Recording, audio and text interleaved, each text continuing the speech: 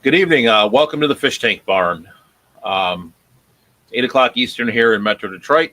So I'd like to welcome you to the show. We'll go ahead and give it a few minutes for folks to join, and let's see who we've got here. Um, we've got Skull Aquatics. We do have Pebbling Creek as well. So we're just going to give it a few minutes for some other folks to join. So.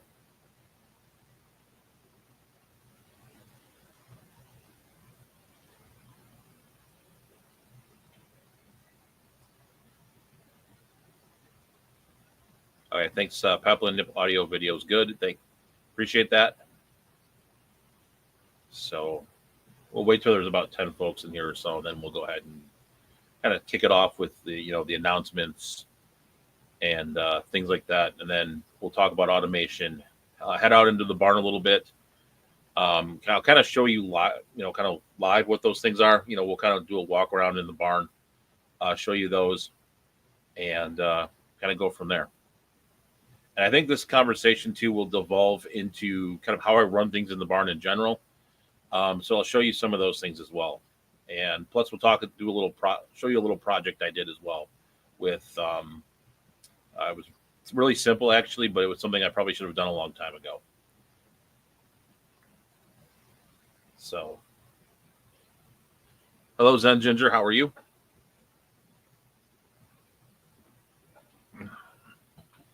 I will tell you that it is a nice balmy 11 degrees outside today, so nice and cold. I was watching Stephen P. stream yesterday, and I think Kelly Foreman's I think she's in like Indiana, and she was talking about the temperature, which made me go look at my phone, and sure enough, here in Metro Detroit, starting I think Sunday, Monday, Tuesday, it's going to be -8, -1, -2 degrees for a couple days. So that's always fun. That's kind of where we get in danger of things freezing, things getting too cold, etc. So anyways, looks like we got 11 folks here now. So let's go ahead and jump right into it. First and foremost, I'd like to announce that I am going to be going to the Keystone Clash this year. That sort of came up in Steven's stream. I apparently can't use a computer after 10:30 at night or so. So I kind of said, hey, I can't register. And then, I kind of started the whole thing. So, but got that all done. So, yep, I'll be there. I think getting there like Wednesday or Thursday night. I have to go back and look at my reservation, and then leaving on Monday.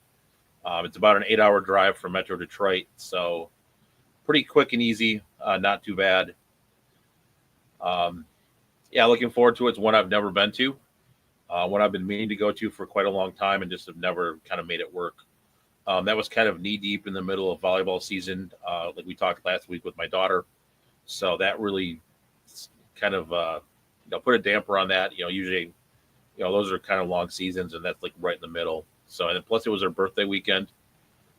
So she's going to be at college this fall too. So which I think will be a lot better as well. Hello, MNC Aquatics. Thanks for joining.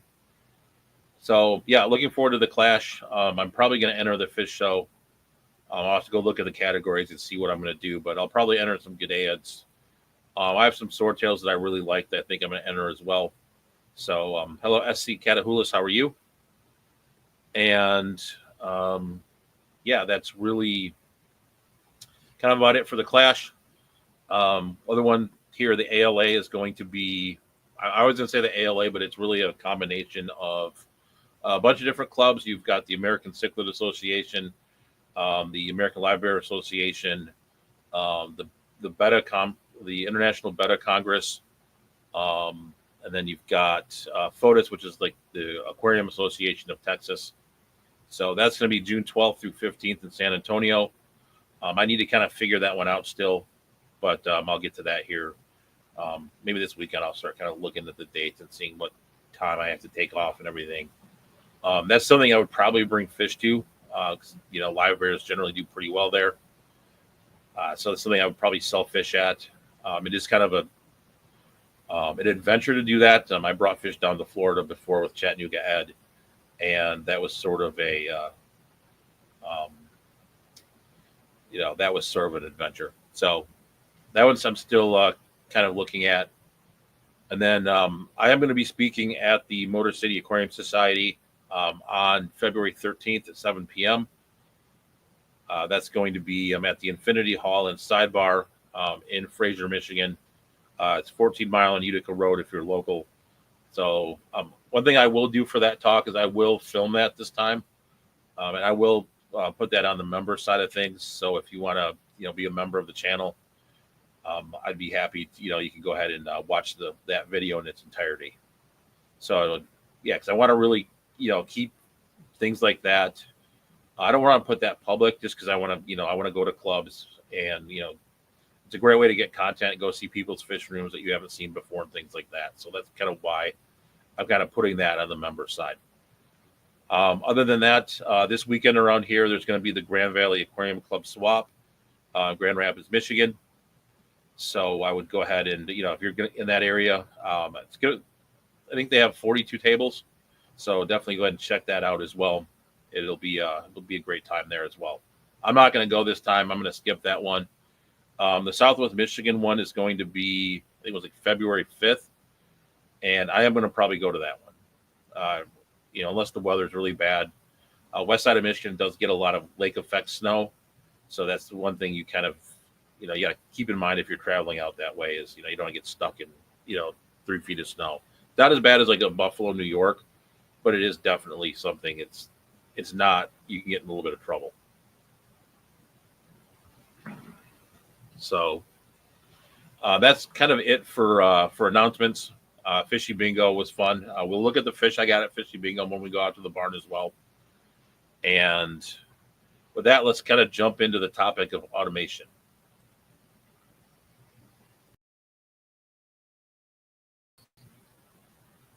That didn't work out as how I wanted it to, but that's okay. I guess we'll go ahead and roll with it.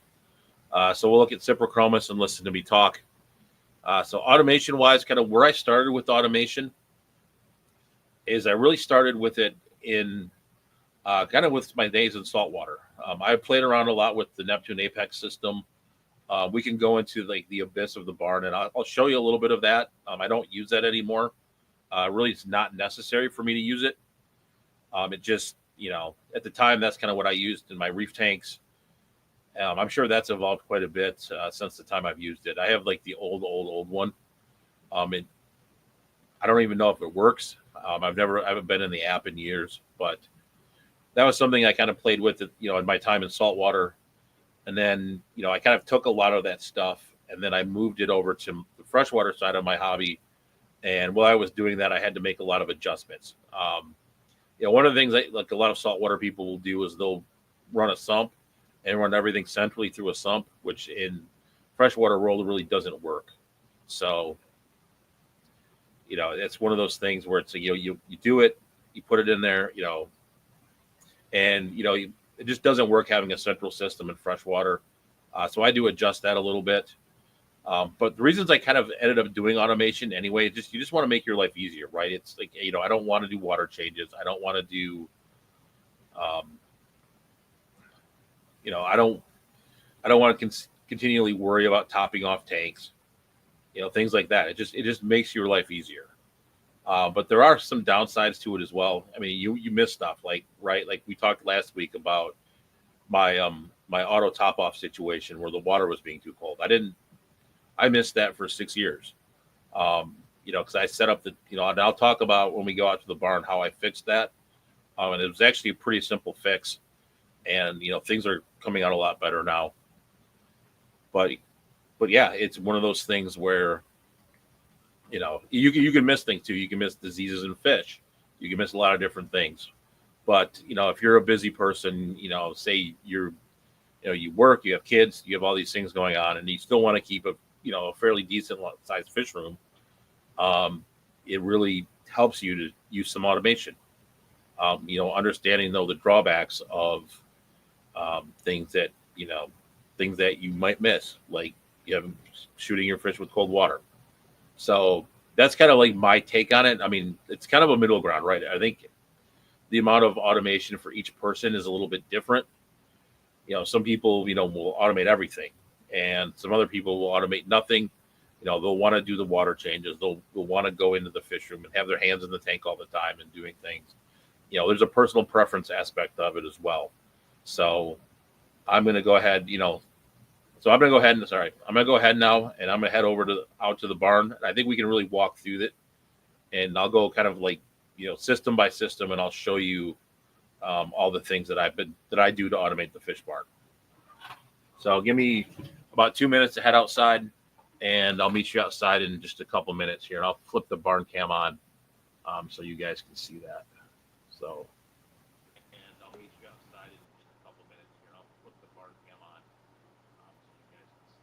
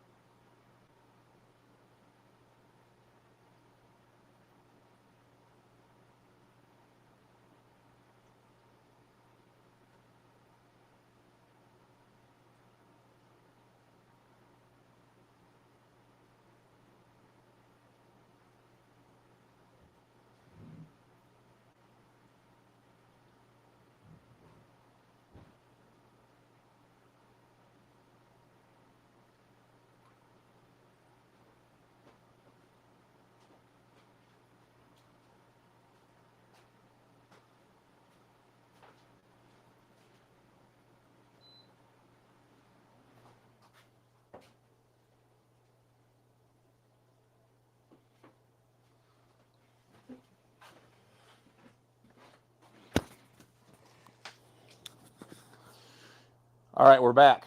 So just let me know real quick if the audio and visual is good. I think I can see, I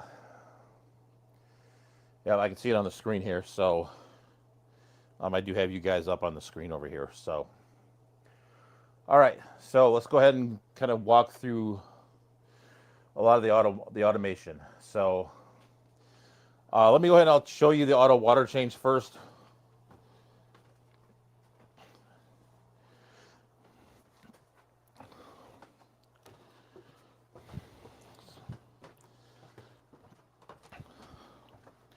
So we're going to head a lot into kind of the abyss of the fish barn.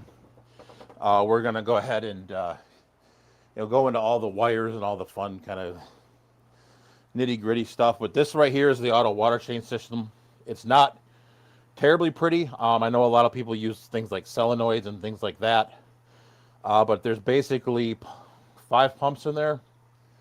I think it's like 3 for the upstairs and 2 for the downstairs.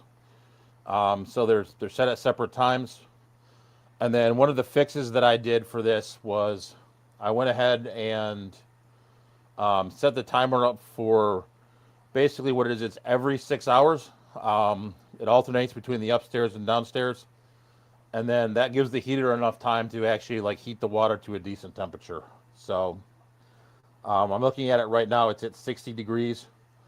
By the time, it hits midnight, which is the next time it'll go off, it'll be closer to 70. So that definitely solved that problem. And then how I run that right here, those are just 2 Casa Wi-Fi timers. It's very simple.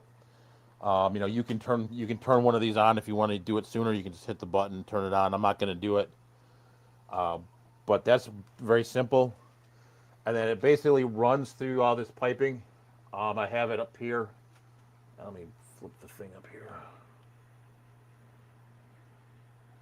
I have it up here basically with, it's basically like refrigerator lining, or not lining, but refrigerator ice maker tubing.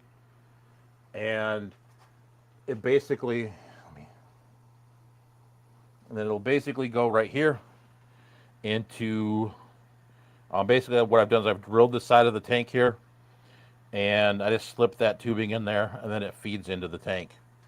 And then on the overflow side, you can see there it's drilled. It's actually hard plumbed, which is something I probably wouldn't do again if I had to do this over. But it's hard plumbed. It drains out of the tank, and then it drains basically outside. Let me see if I have an example of a drain. There's really not a good one. But that's basically the auto water change system in a nutshell. It works very simply. There's a shutoff in the house where I can. Oops, I don't want to show you that. There's a shutoff in the house where I can shut it off if I need to. Heat-wise, in the wintertime, mostly this is just so it doesn't leak on me. But basically, I've got it wrapped up here in foam. And then if we were to head outside, I've got actually heat tape around it for the winter. And that kind of keeps it warm enough that it isn't too bad. And since we're over here, I'll show you my little project. I have to adjust the gimbal a little bit. Just give me one moment. Let me flip it up there. So that's my little project. Literally took like 10 minutes of that. So it's basically a hose. So I can hook a hose up in here now, and instead of going outside and hooking it up outside. So it kind of saves me a little bit of time. If I need water in here, I don't have to go outside, open the door, and do all of that anymore. So it's just a couple of shark bites. You see here, it's a shark bite T, and then this is actually shark bite as well. So, and then all the tubing that I have running underground into the barn is this PEX tubing, and like I said, that has heat tape to help in the wintertime with keeping it from freezing. Though I do have some worries when it gets to like the negative temperatures that it may still freeze. So that's the main thing that I automate in here. I don't have like auto feeders or anything like that, but that's the one big thing I automate in here. Like I said, it's pretty simple. If you want to see the old Apex system, like I said, we're going to go under the hood a little bit in a lot of places in the fish room. So that's the old Apex right up there. It's not plugged in anymore, but that's the archaic way that I used to run this when I first started. And then other automation is actually kind of similar. We automate lights in here as well. There's no reason not to. I think that's a pretty basic one, but if you go here, these are just on Casa Wi-Fi timers, and you can automate the lights.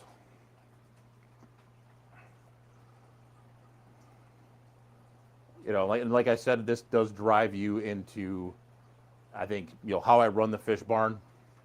And first thing I do want to talk about with that part of it is really the humidity aspect of it. It's going to get a little noisy here for a second. I did forget to turn this off, so just give me 1 second with that. But this is the dehumidifier. I run one in the upstairs, one in the downstairs, and that keeps the humidity at a pretty decent level. Humidity upstairs was 50% when I turned it off, which isn't too bad. Summertime, it does get a little bit hotter in here. And when we go back upstairs, I will go ahead and I'll show you the air conditioner that I run in the summertime. Like I said, it does get seasonal in here, so you're going to have to change things up. So, and since we're here, we'll take a look at the trout goodeids real quick. Let me see. And since we're talking about the humidity aspect of it as well, here's the heater. This is a 1500 watt Stibo Eltron heater. One thing I think I'm going to do this summer is I'm going to move this thermostat, because right now it's right by the heater, which was kind of a design flaw that I made. I think I'm going to probably move it and stick it over this way somewhere in the barn, so it kind of heats more of the building. But other than that, there are a lot of the tanks down here that are heated, just because of all the heat will rise in the barn. So I do want to keep the water down here pretty warm. So like this tank has a heater. Um, both of these do. That one does. That one doesn't. This one does. Like I said, there's quite a few of them that do, just to keep the keep the water temperatures up down here. So I'm going to head upstairs and I'll show you the other dehumidifier, and then I'll go ahead and show you the air conditioning unit as well.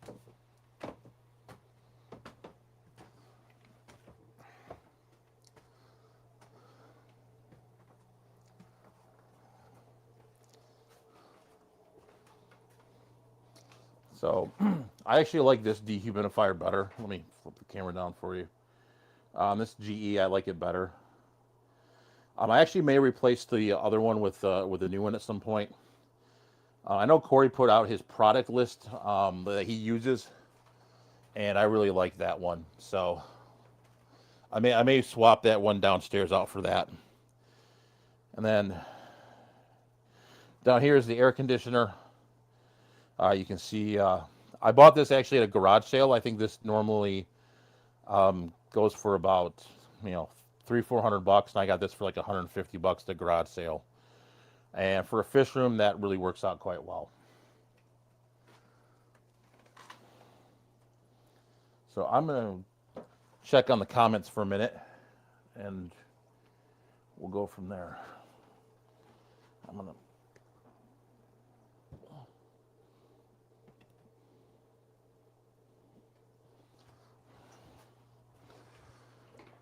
So, all right, so there I am. Let's go ahead and kind of walk through some of the comments real quick.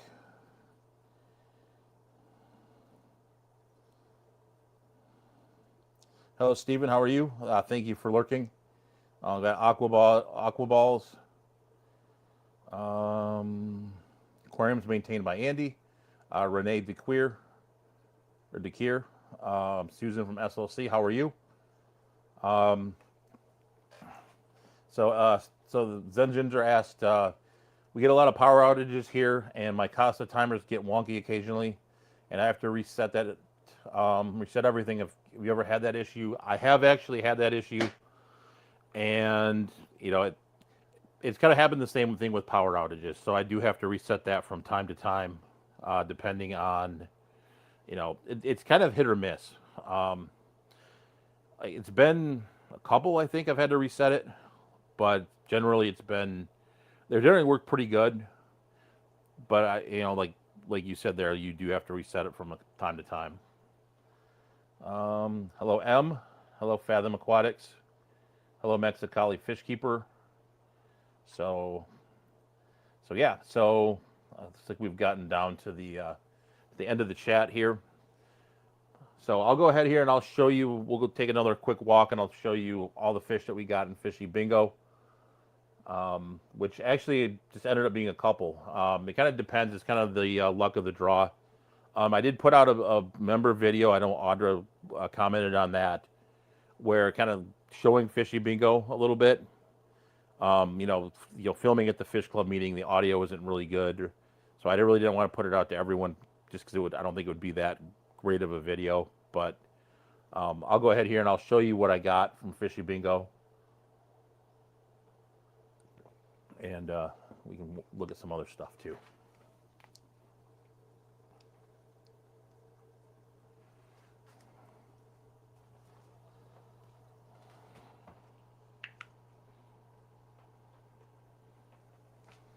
So, all right. So I'm going to show you the main thing that I ended up picking up, and it was something definitely that I didn't expect, which are these flagfin shiners. So I've got a nice dozen of these. So they're called the Turnotropis signipennis. So if you look right there, that's their name.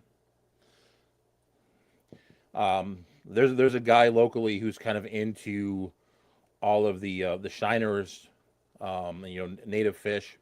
He brought these in, and nice big bag of them. And so I decided to pick these up and see if maybe I can get them to spawn. play with them. It was something different. I'm probably going to add some, Java moss to this tank, and then probably some guppy grass up top. So, yeah, definitely a cool little fish though. Um, so definitely was not on my bingo card when I went to Fishy Bingo, but definitely pretty cool nonetheless. Um, the other, and when we're on our way down, I'll show you. We'll stop at this Gudea tank, and I'll kind of talk about a little story for a second while we're going down there.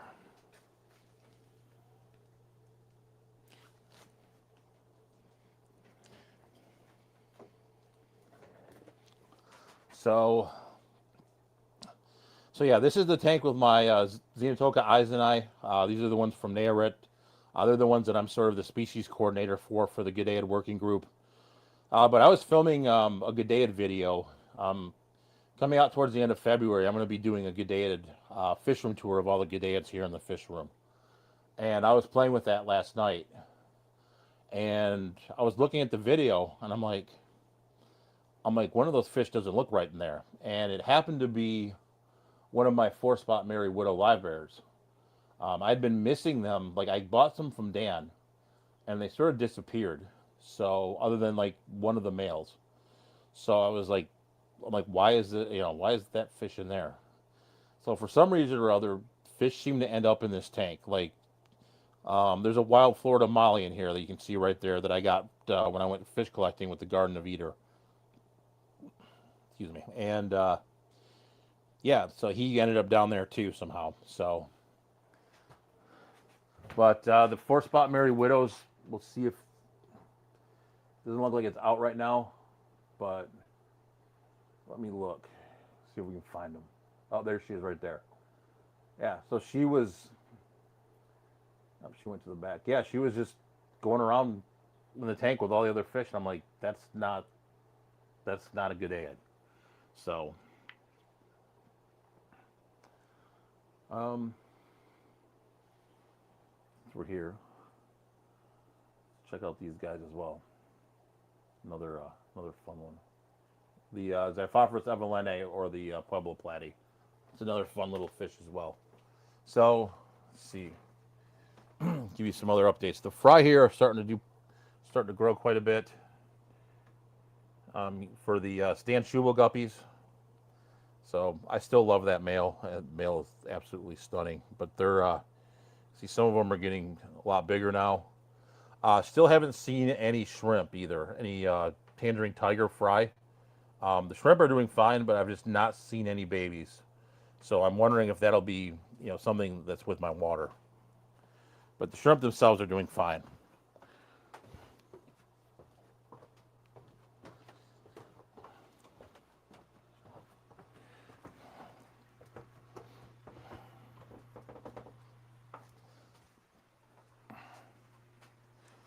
All right.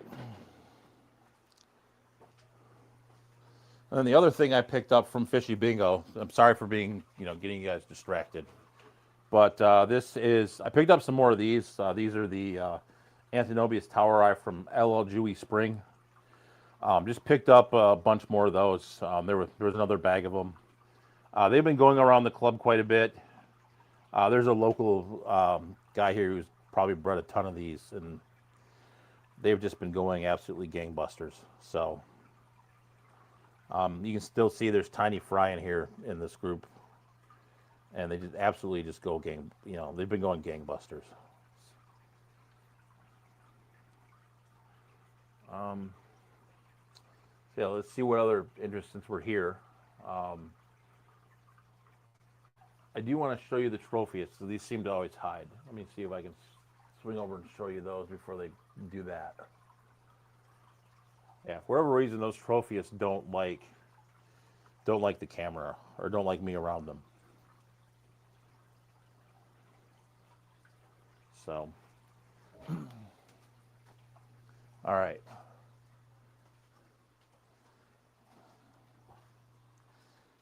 So while we're heading back upstairs again, let me know what you guys are automating in your fish room, or if you have any questions about things that I'm automating.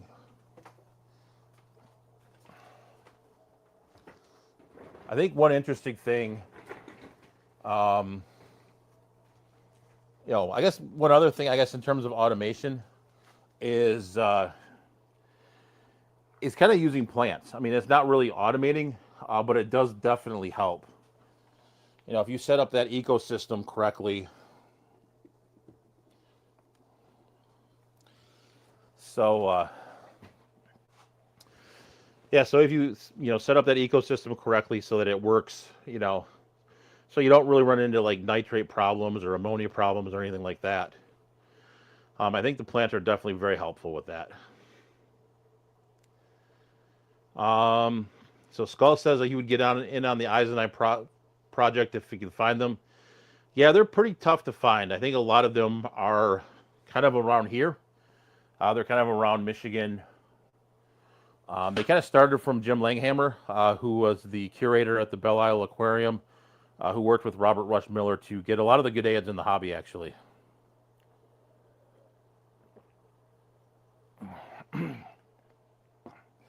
So Matt M's asking, I see you've kept Felictus Tico, which is the four-spot Merry Widow. Curious about my experience. They're kind of fussy. They're kind of like tiger teddies. They kind of do well and they kind of peter out. I got some fry from them. I ended up with kind of the one fish problem. Bought a couple more from Dan, and then they ended up finding one of them in the other tank. So yeah, so maybe Skull, you probably can get them in San Antonio. Maybe we can work something out at some point. I want to get a few more before I really start distributing them. One thing you could do, Skull, is go ahead and sign up for the ALA SCAP program. That's one of the things that a lot of people can sign up for. It's kind of like the species maintenance program for the ALA. That's how I ended up getting the Cracodon Audax from Los Pinos.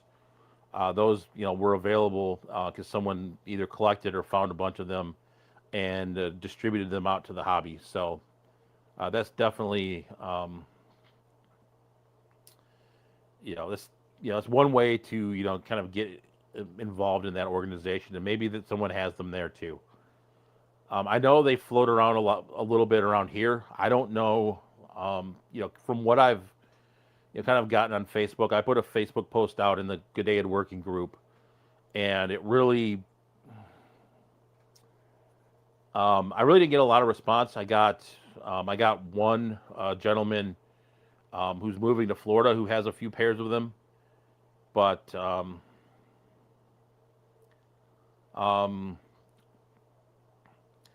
Matt met the dwarf Marys. I don't think I've kept the dwarf Mary Widows. I don't think I have, actually. So yeah, so that's definitely, but if you want to, Skull, I'll keep an eye out for you. Like I said, maybe by the summertime I'll have some more. They've started breeding now since I brought them into the tub from the tubs. So one that's definitely, yeah, I'll keep you posted on that because I do want to get that fish out a little bit to have some more people that have it. Let me see. Renee says that she's automating timers, temperature controllers, in the air system. Yes, the air system. That's one too. Sponge filters for a large fish room go a long way. I do run a few hang-on backs, and we can talk about the. I've been noodling making the Tidal versus AquaClear video. I know that'll spawn a lot of controversy. I know people are kind of on both sides of the fence. In terms of, some people love Tidal, some people love the AquaClear. I lean more towards the AquaClear now, especially with the new one. I just don't like the Tidal. I really just despise the skimmer. I just really, if you let the water level get too low or you don't set your water level high enough, it just makes this god-awful noise and makes your fish room absolutely obnoxious. So Aquaball's got the super orange compressiceps, nice fish. Did you get like adults or did you get the full size? Oh yeah, Steven, that is true. That's one I've been thinking about doing as well. Is the I know everyone on YouTube is probably going to do their take on the natural aquariums. Um, yeah, my kind of take on that is, after seeing Lucas Brett's fish room, I really this actually my fish room actually it reminded me of my own fish room, which I kind of was surprised by, other than the use of air. Um, hello, Corey. My next video is fish don't even need water. Yeah, you can just keep them in, you keep them in air. That's funny. You got me on that one. Yeah, I mean, when I went to Lucas's fish room, it was weird because we're sitting there doing the video, and I kind of realized that that's my fish room is very similar, other than I use the air and the water change system. It was very quiet in there. He used his cell phone and he, went around with my cell phone, did the video, and even with just plain cell phone audio, it was quite good. But yeah, it did.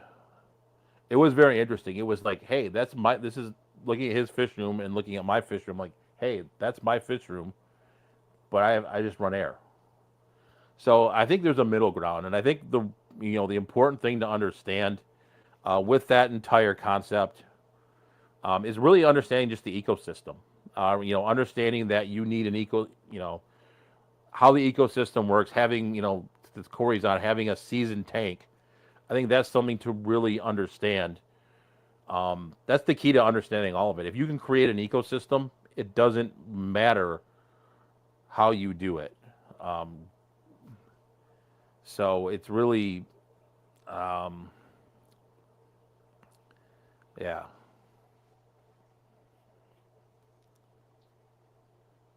Because that skimmer deafened them a long time ago. They were reading subtitles. So Jacob Anderson just commented. He says, "I'm from Michigan but live in Virginia. I'm heading back in town for 2 weeks for a Wings game. Last year I went to Belle Isle before the game. Any fish-related places you'd recommend I visit?"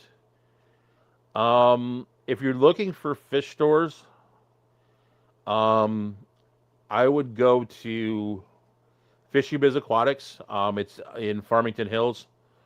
I would check out Moby Dick's as well. There's also a Sea Life that's up in Auburn Hills at the Great Lakes Crossing Mall. If you want to go check that out. And if you want to go a little bit further into Lansing, I would definitely recommend checking out Pruce Pets. That's an experience and a very interesting place to visit. If you've watched Corey's videos about kind of some of the German fish stores, it's kind of like that. I mean, there's literally a koi river running through the middle of the store. So I would, if you can get over to Lansing, that's one to check out as well. I've not been there in a few years, but my parents are from the Lansing area, so I do pop in there from time to time. So Fathom Aquatics, ever since I did my AquaClear video, I've gotten a lot of hate from the Tidal Filter fans, which is surprising. They were able to hear my audio over the sound of their faulty skimmer. Like I said, we'll go. You know what? We'll grab the camera and I'll show you both. I run both in the fish room. I did the Tidal video a long time ago. It just, like, if for some reason like the water system doesn't come out or something, and the water gets a little low, that sound is just absolutely horrifying. And like, I've been trying to make this fish room quiet. I hope it's pretty decent in here. It's not perfect, but it's not too bad. So, so I'll walk you through that system as well, since we're kind of talking about systems in the barn and everything. So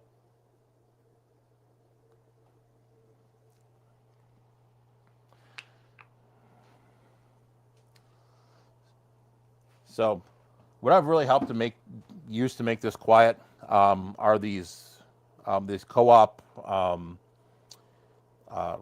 I'm drawing a blank. That's really poor form on my part. the uplift tubes here. These really do quite a good job of keeping them quiet. I've used um, I've used the air stones in the past as well. Here's a better example. Some of them I don't put all the way up, but yeah, so I use these quite a bit.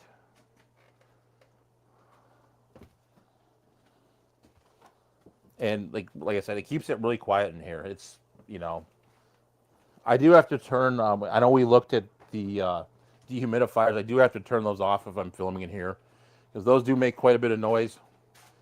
But other than that, I do keep it pretty quiet.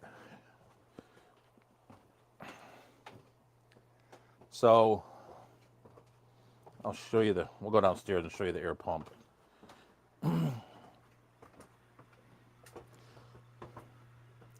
I do run in the main fish room. I run 3 of these, one upstairs and 2 of these downstairs. These Mito blower air pumps. They're pretty quiet. Before that, I ran what's it called? The Elitas, and those were a little bit loud. So, but you can see here. I mean, this isn't too bad right now. This tidal here, but if you let the water get lower, if you get like muck in here, like you get plant muck and things like that in here, it'll start making this obnoxious noise. So that's why I really don't like it. Let me look.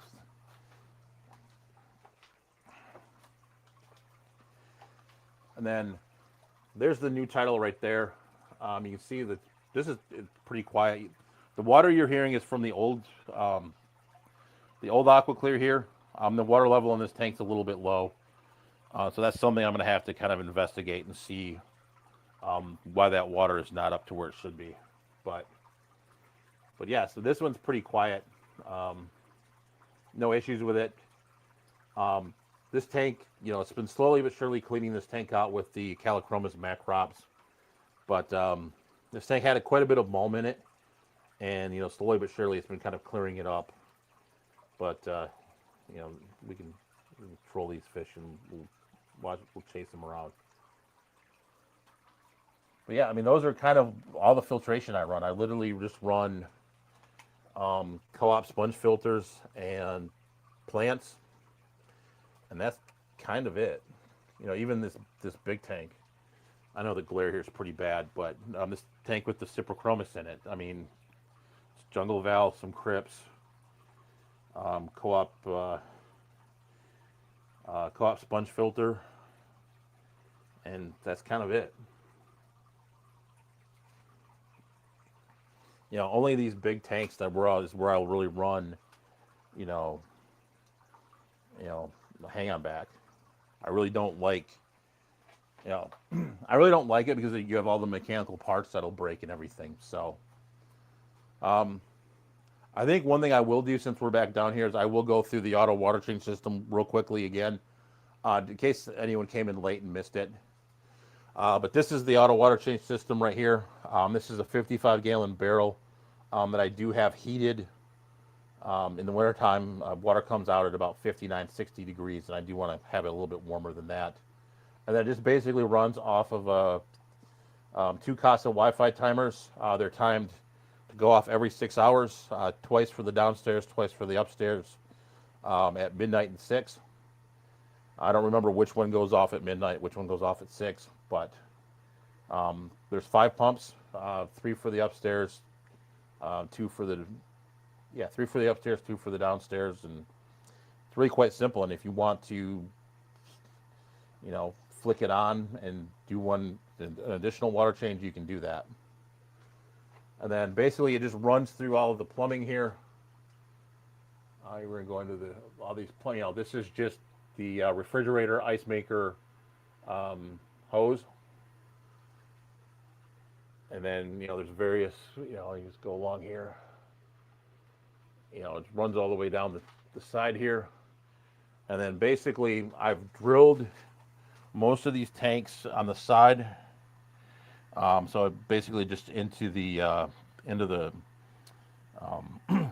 of the lid here. It's not really the lid, but the molding here, and then basically just shove it in there, and that feeds the tank. And then there's just a drain in the back that's plumbed into a drain. Unfortunately, it is hard plumbed, which is something I probably wouldn't do again in the future if I did another fish room. And then it just basically drains outside. So, real simple, actually. Actually, I do have one thing a little controversial that we'll talk about with this that I kind of forgot about. And I kind of got rid of, I still have the pieces of it over here, but I actually got rid of the water filtration system. And the reason I did that, I did it about a year ago, is I really don't have a lot of chlorine in our water. I've tested it, and there's really not a lot of chlorine, so it'll off gas. Basically, there is an air stone in here. I'll get right up close and personal with it. There is an air stone in here. You can see the water moving, but yeah. So there's any chlorine would basically off gas between the time the bucket fills up and with the air stone and the time it goes in the tank. And I will show you this too real quick. There's a float switch on here that basically comes out. Um, if then once you push it down, it'll closes. So that's one thing I didn't show you before, but that float switch is kind of what keeps the water level from overflowing. Very simple. You don't have a lot. The only things I worry about, right now with it being snowy, cold, 12 degrees outside, I do worry about it freezing. But so far, so good. I mean, the fish room temperature is pretty decent right now. The fish are doing fine. They're not acting cold anymore or anything like that. So everything's going good there.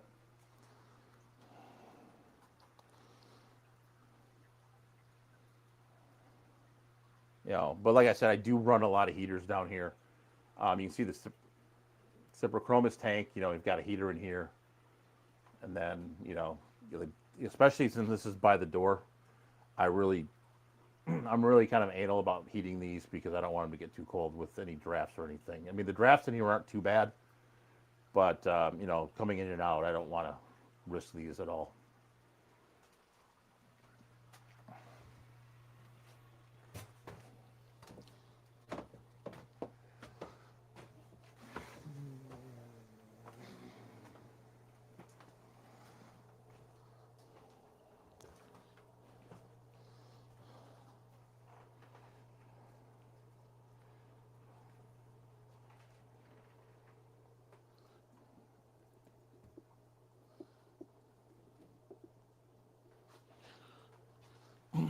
So, all right, let's go ahead.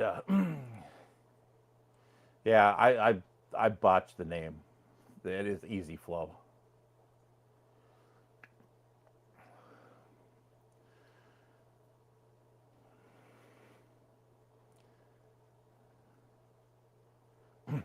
Steven said that the title sounded legit, freaked him out the first time it happened. Yeah, unfortunately, I can't see the chat when I'm walking around with the camera.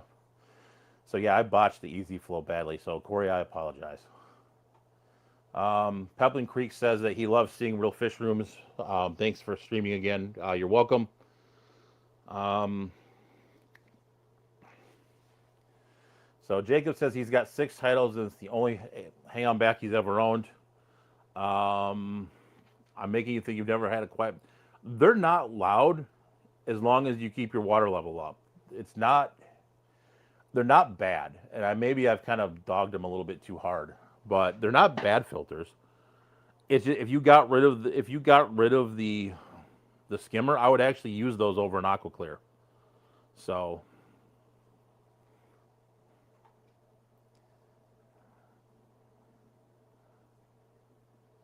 how do you deal with those unwanted pests in your fish room?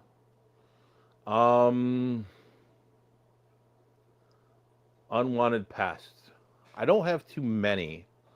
The only one that I sort of have, I have seen a few mice in here. I've not seen any in a long time though, so I don't know if there's still any floating around. No, I actually did see one. I did see one, but I actually saw it because it got caught. Hold on. it actually got caught in a bucket. So I don't know if there's any more or not. I've not seen any in a long time since then. So hopefully the mice are not in here anymore. There's a bunch of cats running around the neighborhood, so I'm hoping that they're taking care of those. They do, unfortunately, mice do like the aquarium co-op fry food. I actually had to stop buying it because there was mice eating the container. But that's been a couple years, so I think hopefully I've gotten rid of those, other than the one that I saw. Having a building outside, you are kind of susceptible to those things, unfortunately, with mice, things like that. Um, so, but yeah, other unwanted pests like snails and stuff. I don't mind snails. Duckweed, there's very little duckweed left. There's a couple that I have to get rid of. That I was walking around today, and there's a couple tanks that I have to get rid of it in. Um, but yeah, other than that, I mean that's pretty much it. Um, Let me see. Freshwater FWF wish list. We got a bunch of Tanganyikan tanks and parts thanks to you and your videos. We got an empty tank, and I'm planning to put some goodies in there. Any recommendations to start with? Yes. Um, yeah, they bit through the container. Like they would literally eat through the container. Like I said, it's been a couple years. They don't eat through like the extreme containers. Like they don't eat through this, but they will eat through that softer plastic from like the fry food that the fry food came in. They would eat through that. Um, yeah, let me show you if you're doing a beginner G'dayad. Um, let me show you the one that I would recommend. There's a couple that I'll take you to go see.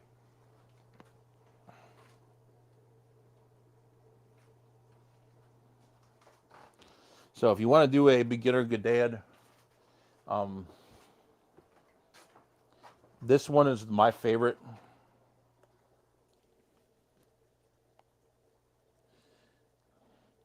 This is the Capulithes pardalis. These are probably the easiest G'dayad to raise. These are almost like guppies. They'll spawn over and over again. I actually have two locations of these. These are from this particular ones you're looking at are the more common ones from Presa di San Juanico. And these are pretty easy to find. They're easy to breed. They don't eat fry. They're almost like the perfect fish. And then I'll show you the other ones, which are a lot more rare. These are from these ones down here. Mess with the gimbal here a little bit. All right, there you go. These are from the called the Balneario. It's basically they took their habitat and they made it into like a swimming area. So these ones are a lot harder to find, but you can see there's fry in there as well already. And I got these back in March, and I've had a couple drops of fry already, and these guys are doing quite well. Another one I'd recommend, actually right next to it, is the this is the Xenotoka Dodroi, and these breed like gangbusters. They're a lot of fun to keep. The males are real pretty. You can see the male right there. There's the more dominant male right there as well. So that's another one. I'll take you downstairs and show you a couple others.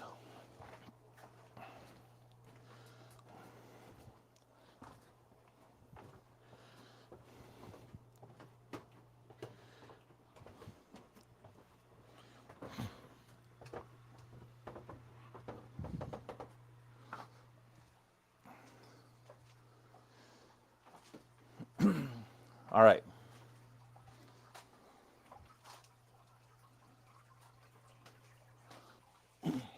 So this the first one I want to show you here is the Amica splendens.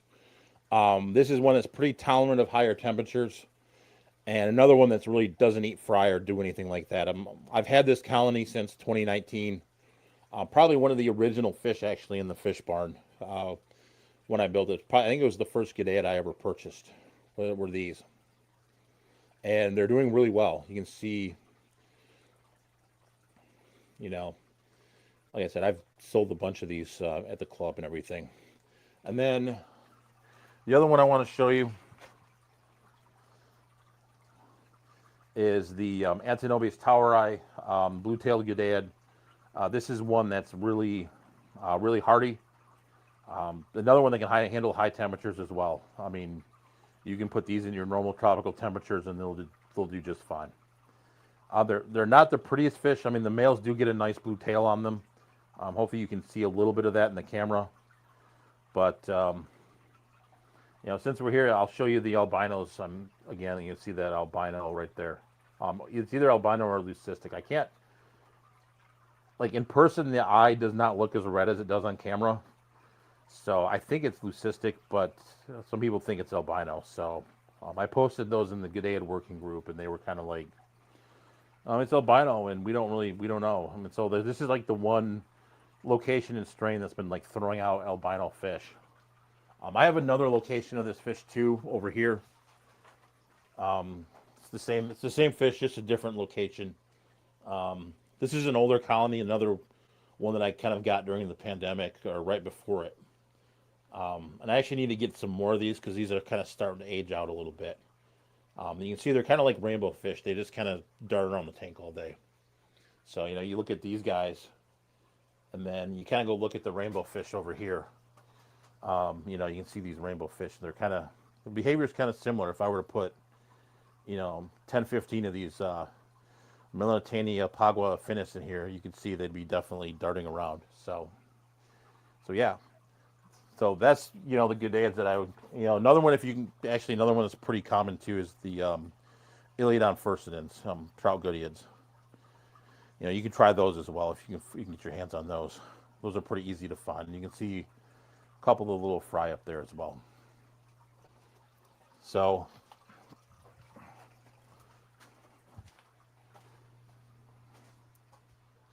we'll head upstairs.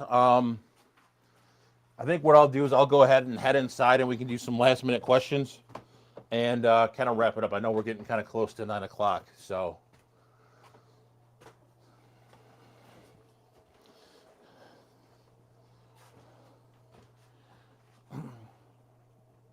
all right, so I'm going to go ahead, head inside. So give me a couple minutes and then I'll go back inside and we'll wrap this up.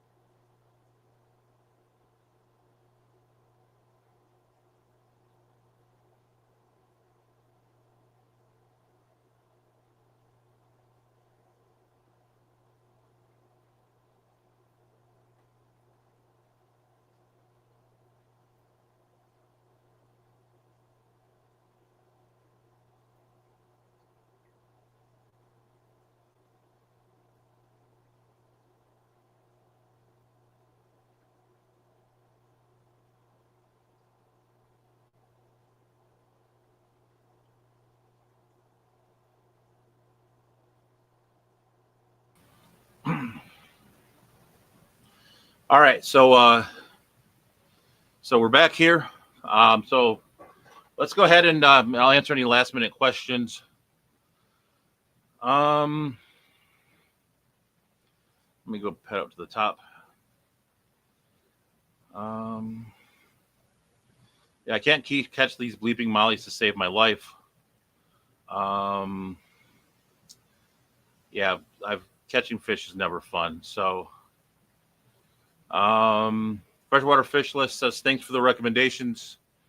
Thank you, Zen, for posting all of the member stuff. I appreciate it. So if you want to see, fishy bingo videos, kind of random stuff that I'm doing that's maybe not like, public consumption videos on YouTube. Um, so stuff like that. In the comments after this video, if you guys want to go ahead and, actually give me some feedback on if you want to see the Motor City Aquarium Society auction. I didn't mention that in the beginning, but that's going to be February 15th at St. Basil's Hall in Sterling Heights. So if you guys want to see an auction, you want me just to live stream the auction, kind of as long as my phone lasts, go ahead and put that in the comments. I know we're kind of running low on time, but I'll go ahead and I'll bring that up again next week. So we'll give it another minute or two for questions, and then we can go ahead and kind of move it from there. So Skull likes seeing the auctions. So yeah, so just let me know. Maybe I'll put a poll out on the community tab and see if you guys want, it'll be literally, I'll set the phone up and you guys can just watch because, I have responsibilities that day since I'm the vice president of the club. So I can't really go and answer questions and do a lot of things. I will when I can, but I do have some responsibilities for the club that I have to talk about. I have to kind of take care of. So I can't really man it the whole time. It'll be kind of just you're gonna just watch the bags go through, and you guys can comment and talk and do that. If you guys are interested in that, let me know. So I think with that, I think we're gonna go ahead. We're going to cut it off. I know it's 9:02, and I think Bentley's going tonight. So anyways, thank you guys for watching. Appreciate it. And we'll go ahead and we'll see you next week, same time. We'll kind of do something similar next week. Right now, my plan for next week is kind of to talk about how to save money in the aquarium hobby. We'll kind of do the same thing we did this time. I'll kind of just go in the bar and I'll walk you through again on how the things that I've done to save money in the fish room. There's quite a few, kind of interesting things that, some of them are pretty easy. Some of them are pretty, some of them may be a little bit more difficult, but those are some things that I've done to save money over time. And I think it'd be useful to, to show people. So with that, appreciate you guys watching. Have a great day. If you're in the north and it's, 12 degrees or 11 degrees outside, stay warm. Don't go outside. And with that, thanks again. Have a great night, and we'll see you next week.